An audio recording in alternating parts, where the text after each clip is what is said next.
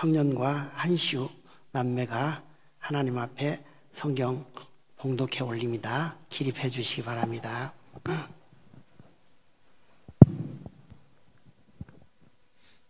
가이사랴에 고넬료라 하는 사람이 있으니 이달리아 부데라 하는 군대의 백부장이라.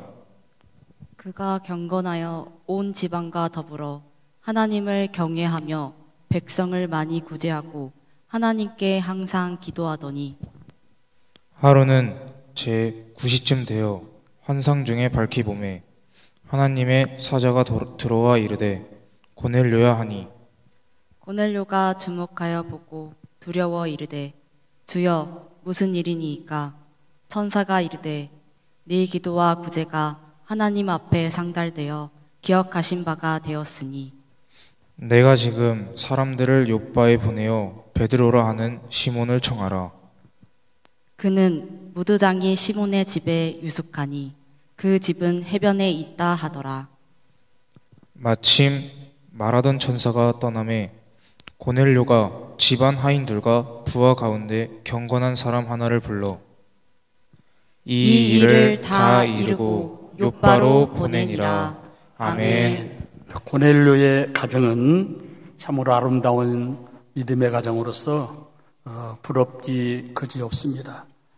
여러분 가정도 고넬료의 가정을 모델 삼아서 그 이상 자랑스러운 믿음의 가정들이 되시기를 주님의 이름으로 축복합니다. 고넬료는 당시 로마 제국의 도시인 가이사랴에 주둔하던 로마 군대의 백부장이었습니다. 이 백부장은 당시 100명의 군인을 통솔 하는 장교입니다.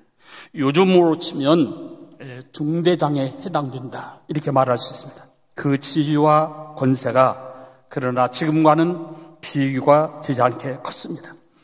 옛날 일제 치하에 일개 순사만 되어도 얼마나 세도를 부렸습니까? 그런 점을 감안하면 이 백부장은 그 당시 상당히 높은 지위였음을 알 수 있습니다. 로마 군인들은 그리고 아주 잔인했습니다. 정복자로서 횡포를 부리는 일들이 비일비재했습니다. 그런데 놀랍게도 고넬료는 아주 훌륭한 신앙인이었습니다. 사도행전을 읽으면서 유의해야 할 사항이 있는데요, 그것은 당시 1세기는 과도기였다는 겁니다. 이미 예수님께서 부활승천하심으로 구약 시대에서 신약 시대로 넘어온 그런 시기였지만 아직 예수님의 복음이 전해지는 과정이었으므로 그 중에는 신앙이 아직 구약의 상태로, 구약 시대의 상태로 머물러 있던 이런 신앙인들이 적지 않았습니다. 이 사도행전 뒷부분, 10장 뒷부분을 보면 고넬료가 베드로를 통해 복음을 듣고 세례를 받는 장면이 나옵니다. 이제 마지막 결론 부분에 가서 말씀드릴 건데, 그래서 고넬료를 처음 믿는 초신자로 이렇게 오해하기 쉽지만 그렇지 않습니다. 그는 아직 예수님을 소개받지 못했지만 이미 경건한 유대인들로부터 여호와 하나님을 소개받고 나름대로 신앙생활을 잘 하고 있었습니다. 우리에게 모범이 될 정도로 훌륭한 신앙인이었습니다. 더욱이 고넬료의 가정은 모범이 되는 믿음의 가정이었습니다. 그래서 성경도 이 고넬료의 가정을 자세하게 기록해 놓았을 겁니다. 그러면 이 고넬료의 가정은 어떤 점에서 우리에게 모범이 될까? 첫째로 자녀들에게 본을 보이는 가정이었습니다. 고넬료는 이방인이었습니다.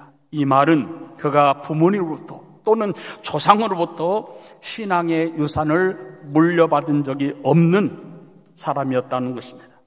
또 그는 로마 군대 백부장이었습니다. 그런 그를 오늘 주신 말씀 2절에서 경건한 사람, 이 경건이라는 말은 좀 설명이 필요한데 그냥 이해하기 쉽게 믿음이 좋은 사람, 그렇게 의미를 받으시면 됩니다. 한번 따라서 한번 해보시죠. 믿음이 좋은 사람. 아멘. 예? 누가 나를 소개할 때, 예? 누가 나를 평가할 때, 아, 저 사람 믿음이 좋은 사람이다. 신앙의 인격이 훌륭한 사람이다, 이렇게 평가받고 이렇게 인정받고 이렇게 소개받을 수 있다고 한다면 얼마나 행복할까. 아멘. 우리 중앙교회 교우 여러분들이 모두가 다 그렇게 평가받고 인정받고 그렇게 소개되어지기를, 알려지기를 주님의 이름으로 축복합니다. 그는 비록 이방인이었지만 유대교로 개종을 했습니다. 그는 하나님의 말씀에 순종하고 주의를 지키며 신앙생활을 잘 믿는 사람이었습니다. 신앙의 인격이 아주 훌륭한 사람이었어요. 또한 그가 온 가족과 더불어 하나님을 경외한 것을 보면 자녀들에게 모범이 된 것이 틀림이 없습니다. 가장인 고넬료가 경건했기 때문에, 믿음이 좋았기 때문에 온 가정이 경건할 수 있었습니다. 가장인 고넬료가 신앙생활을 제대로 했기 때문에 온 가정이 제대로 신앙생활할 수 있었습니다. 어느 날 밤 남의 집에 담을 넘어 잠자던 부부를 흉기로 위협하고 전깃줄로 묶어놓은 후에 강도질을 하다 경찰서로 잡혀온 10대 2명을 조사하던 경찰이 깜짝 놀랐습니다. 강도 중에 한 아이가 높은 지위에 있는 저명 인사의 아들이었기 때문이었습니다. 그 아이가 타락하게 된 이유는 간단했습니다. 그 아이의 부모는 함께 방을 쓰지 않는 이런 상태, 즉 별거 상태로 살고 있었습니다.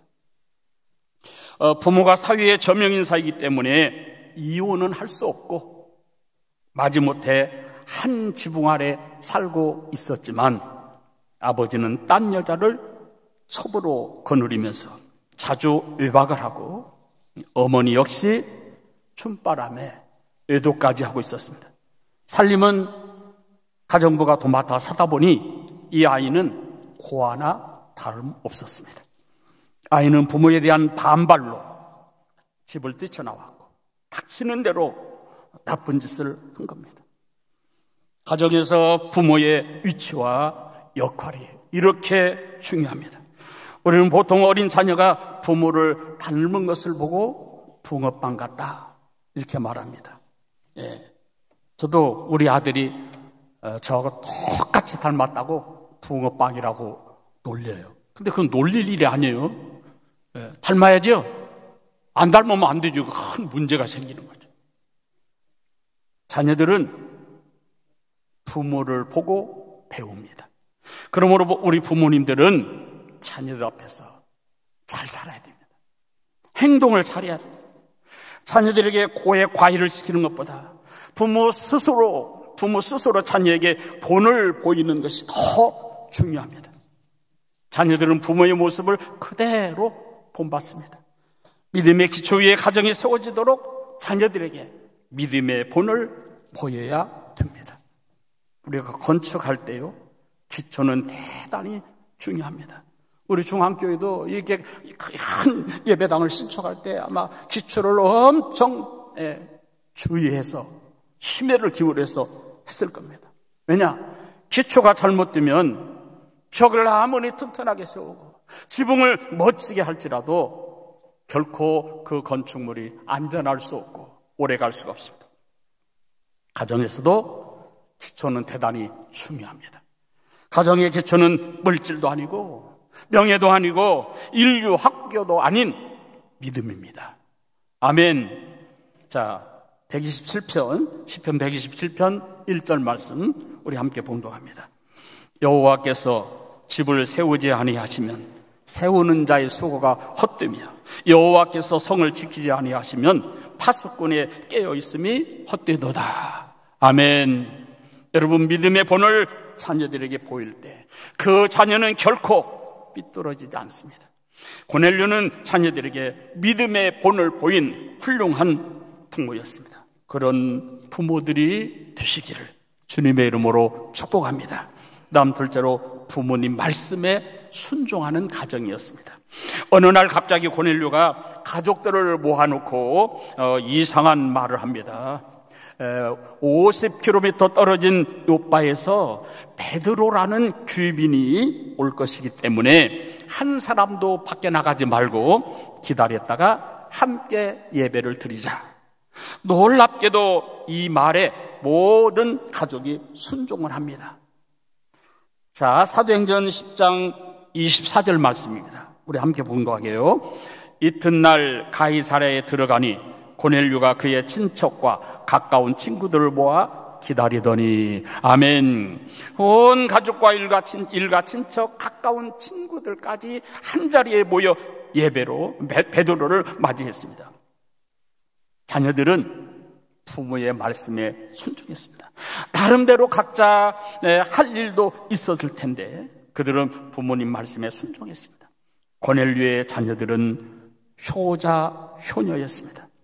말씀을 자세히 살펴보면 우리 교회만큼, 기독교만큼 부모님 공경을 강조하는 종교도 없습니다.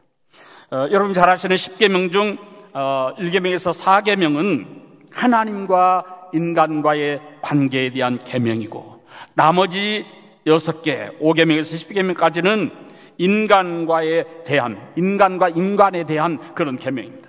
그런데 대인 계명, 맨 처음에 계명인 제5계명은 내 부모를 공경하라 입니다.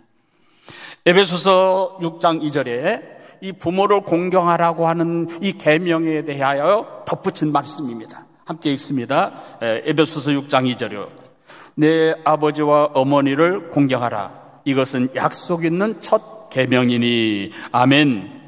부모에게 순종하고 부모님을 공경하는 것은 의무입니다. 하나님의 명령입니다. 예? 나한테 잘해줬기 때문에, 나한테 부모 역할을 못했기 때문에 이런 이유가 있을 수가 없어요.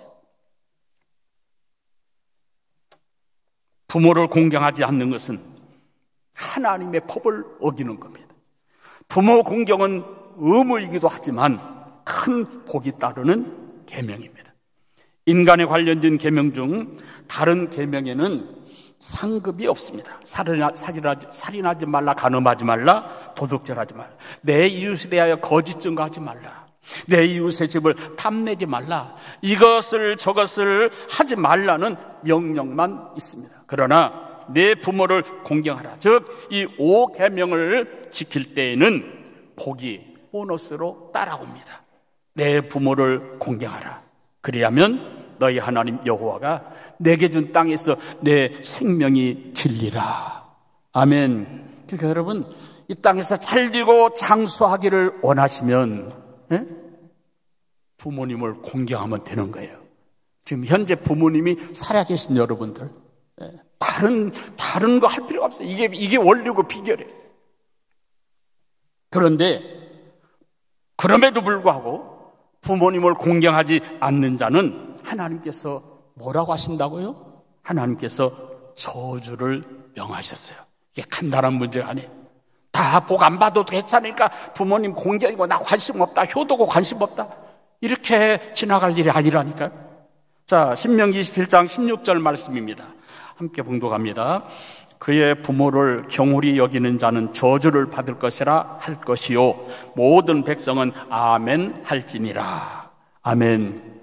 많은 사람들이 세상에서 잘되기 위하여 고등교육을 받고 전문적인 기술을 연마하고 더 높은 학위를 따려고 합니다. 또 오래 살기 위해서 막 비행기를 타고 다니며 몸에 좋다는 음식을 찾아놔서, 제가 아는 어떤 분도요, 러시아에 여행을 가는 거예요. 나중에 알고 보니까 깊은 보트 타고 밀림에 들어가가지고 곰 잡아가지고, 그거 다 불법이죠. 곰 쓸개 먹으려고. 건강에 좋다는 식품을 섭취하기 위해 거액을 아낌없이 투자하고 헬스장에 가서 밤낮으로 운동을 합니다. 그러나 그렇게 한다고 오래오래 행복하게 사는 것은 아닙니다. 물론 사람으로서 사람이 할 도리, 건강관리 주의하고 해야 되죠. 그러나 그게 능사는 아닙니다. 참 안 된 말로 오히려 부자들, 높은 지위에 있는 사람들, 걱정과 근심, 염려와 스트레스 등으로 고생하다가 일찍 세상을 떠나는 경우도 종종 볼 수 있습니다. 여러분, 우리가 행복할 수 있는 길은 생사화복을 주관하시는 하나님께 있습니다. 잘되고 장수하기를 원하십니까? 주 안에서 부모를 공경하시기를 바랍니다. 우리가 부모님을 공경하면 하나님께서 축복해 주신다는 것을, 아니 계명으로까지 약속하셨기 때문에 이런 얼마든지 확신을 가질 수 있습니다. 아직 부모님이 살아계신 여러분들은, 부모님이 생존해 계시다고 한다면 이전보다 더 이후로 더 효도하고 공경하시기를 주님의 이름으로 부탁합니다. 아멘. 그 다음에 세 번째, 신앙의 모범을 보여주는 가정이었습니다. 자, 2절 말씀 제가 다시 한번 봉독합니다. 그가 경건하여 온 집안과 더불어 하나님을 경외하며 백성을 많이 구제하고 하나님께 항상 기도하더니. 이 2절에서 우리는 세 개의 동사와 세 개의 부사를 발견할 수 있습니다. 동사는 경외하다, 구제하다, 기도하다 라는 단어이고, 그 동사 앞에서 보충하여 설명해주는 더불어, 많이, 항상이라는 세 개의 부사들이 있습니다. 이 동사와 부사를 함께 살펴보아야 원래 뜻을 명확하게 알 수 있습니다. 고넬료의 가정은 온 식구가 더불어 하나님을 경외하였습니다. 부모뿐 아니라 자녀들까지 온 식구들이 믿음이 출중한 사람들이었습니다. 또한 많이 구제하였습니다. 본문에 이 많이라는 언어는 크게, 자주라는 말로서 고넬료의 가정은 할 수만 있으면 자주 남을 도왔습니다. 아까워하는 마음으로 한두 번 구제한 것이 아닙니다. 궁핍한 사람들을 많이 구제했습니다. 항상 기도와 구제가 끊임없는 믿음의 가정이었습니다. 여기서 참 중요한 한 가지 사실을 깨닫게 됩니다. 기도와 구제가 병행한 것을 보아 기도하고 또 구제하고, 구제하고 또 기도하고, 이렇게 기도와 구제가 함께 간 것을 보아 뭘 알 수 있어요? 행함이 있는 산 믿음의 사람, 믿음의 가정이었음을 알 수 있습니다. 여러분, 기도 많이 합니까? 그러면 그 기도에 믿음이 좋습니까? 잘 믿고자 합니까? 그럼 항상 구제가 따라야 됩니다. 제가 중앙교회 이렇게 오면서 같이 여러분들과 예배드리면서 참 감동받을 때가 너무나 많은데, 이 주보에 보면 구제헌금 이렇게 명단이 있어요. 구제헌금. 그렇잖아요. 예?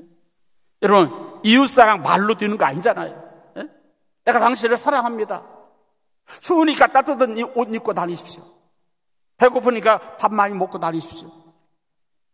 이게 아니잖아요. 행함이 있어야지. 어떤 행함? 믿음의 행함. 기도하면 기도한 만큼, 하나님께 은혜 받았으면, 복을 받았으면 받은 만큼 언제든지 우리의 삶은 구제가, 선교가 뒤따라야 될 줄로 믿습니다. 아멘. 고넬료는 이방인이면서도 유대인들의 기도 관습에 따라 이렇게 기도를 했습니다. 그런 결과 하나님께 인정받았고 사람들에게 칭찬을 받았습니다. 이 고넬료 가정은 여러분 잘 아시는 대로 이방인으로서 예수 믿고 구원받은 최초의 가정이요, 또 최초로 성령의 은혜를 받은 가정입니다. 자, 이에 대해서 이제 놀라운 사건이 일어난 건데, 자, 사도행전 10장 44절 45절 말씀, 우리 함께 말씀을 봉독합니다. 베드로가 이 말을 할 때에 성령이 말씀 듣는 모든 사람에게 내려오시니 베드로와 함께 온 할례 받은 신자들이 이방인들에게도 성령 부어주심으로 말미암아 놀라니. 아멘. 이게 누가 놀란 거예요? 베드로와 동행했던 일행이, 베드로와 함께했던 일행이, 이 고넬료 그 가정이 성령이 임하심을 보고 깜짝 놀랐다는 거예요. 왜 이렇게 놀랐을까?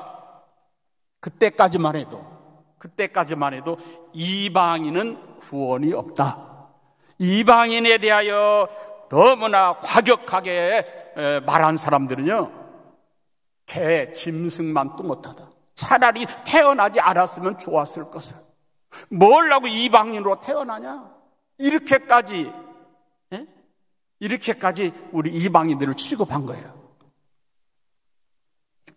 그래서 이방인은 구원의 대상이 아니다, 이렇게 인식하고 있었는데, 이 고넬료의 가정을 통해서, 이 사건을 통해서 하나님께서 뭘 선언하신 거예요? 이방인도 구원의 대상이다. 아멘. 저와 여러분, 우리는 큰일 날 뻔했어요. 그렇잖아요. 우리가 이방인인데, 얼마나 이 놀라운 사건이에요. 지금까지 이방인에게는 구원이 없다. 심지어 제자들도 베드로도 마찬가지. 베드로도요. 환상으로 이렇게 보여주실 때 왜 거룩하지 못한 것을 나한테 먹으라고 하냐. 이 환상을 다 이제 말씀드릴 시간이 없지만, 이렇게 심지어 제자들도 그렇게 인식을 했어요. 그런데 경건한 고넬료와 그 가정을 통하여 이방 선교의 문이 활짝 열렸습니다. 아멘. 이방인들이 구원받는 통로가 되었습니다. 할렐루야. 어쩌면 고넬료는요, 이방인인 우리들의 구원의 시조라고 말할 수 있습니다. 얼마나 놀라운 일입니까? 여러분, 말씀 잘 들어보세요. 우리 주위에 구원받은 사람보다 구원받지 못한 사람이 훨씬 더 많습니다.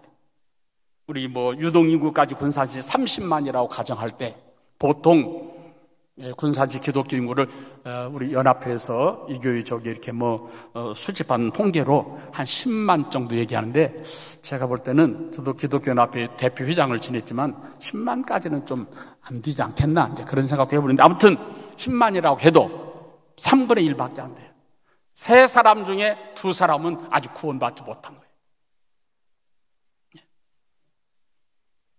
우리가 오늘 이 군산이라는 지역에서, 이 시대 군산이라는 지역에서 살면서, 우리 가정이 아직 구원받지 못한 시민들, 이웃, 우리 가정을 통해서 구원받게 되기를 주님의 이름으로 축복합니다. 아니, 하나님께서 2000년 전에 고넬료와 고넬료 가정을 통해서 이방인도 구원의 대상이다, 이렇게 쓰셨듯이, 오늘 저와 여러분, 우리 가정을 그렇게 쓰시기 원하시는 줄로 믿습니다. 그러려면 어떻게 해야 돼요? 고넬료처럼 이 핑계 저 핑계 대지 말고, 먼저 부름받고 택함받고 우리가 세상에 보냄을 받았는데, 하나님이 이렇게 아직 구원받지 못한 많은 이웃들을 구원하시기를 원하시는데, 그때 거기에 우리 가정을 쓰시고자 하신다고 한다면 어떻게 해야 되겠습니까? 우리가 먼저 잘 믿어야 될 줄로 믿습니다. 그리고 하나님께서 은혜 주시고 복 주시는 대로 뭔가 나누고 베풀고 구제하는 일에, 선교하는 일에 좀 더 우리가 이 플러스를 좀 높여야 될 줄로 믿습니다. 아멘. 그래서 얼마나 감사해요. 하나님 앞에 너무나도 귀하게 이렇게 쓰임받은 고넬료와 그 가정, 이방인 구원의 통로가 됐다. 얼마나 놀라운 일입니까? 이 하나의 저는 사건이라고 해요. 사건 중에 사건이죠. 사건 중에 사건. 오늘도 이렇게 우리 은진이 엄마, 아빠, 또 할머니 교회 나오신 거, 우리 중학교에 발걸음하신 거 너무너무 감사하고 얼마나 감격스럽습니까? 제가 늘 중학교에서 기도할 때 이렇게 기도합니다. 이 빈자리, 의자가 얼마나 좋습니까? 이 공간이 얼마나, 예배당이 얼마나 훌륭해요. 이 빈자리 하나님께서 다 채워주시라고. 그런 정도 아멘 해가지고 채워지겠어요? 다 채워주시라고. 아멘. 여러분, 이걸 어렵다고 불가능이라고 생각하지 마세요. 하나님이 하시면 되는 줄로 믿습니다. 아멘. 그렇잖아요. 왜 괜히 예배당 건물 자랑을 하고 하나님 주신 거 아니잖아요. 제가 이번 주 수요일하고 다음 주 수요일에 이 전도에 대해서 제가 받은 은혜의 체험, 경험한 거 이렇게 곁들여서 말씀을 근거해서 말씀을 드리려고 하는데, 그러는데 여러분, 고넬료와 고넬료의 가정이 그렇게 쓰임 받았다고 한다면, 이방인 구원의 통로가 되었다고 한다면, 우리도 얼마든지 잘 믿으면, 믿음으로 하나님께 나아가면 우리도 그렇게 하나님께 쓰임 받게 될 줄로 믿습니다. 그래서 우리가 이제는 이 시대에는 내가 구원받지 못한 이웃에게 구원의 통로가 되시기를 주님의 이름으로 축복합니다. 주님 은혜와 사랑을 감사합니다. 경건했던, 잘 믿었던 고넬료와 그 가정을 통해서 하나님 영광 받으실 뿐만 아니라 이렇게 이방인 구원의 통로로 삼으신 것을, 이방인도 구원의 대상이다 선포하신 도구로 하나님 쓰시고 쓰임받은 것처럼, 먼저 부르시고 택하여 뽑아 세워주신 저희들을 통하여, 우리 가정을 통하여 하나님 아직 구원받지 못한 많은 이웃들이 구원받게 되는 구원의 통로가 되게 하여 주옵소서. 기꺼이 그렇게 쓰임받기를 원합니다. 우리를 더욱 붙들어 사용하여 주옵소서. 예수님의 이름으로 기도하옵나이다. 아멘.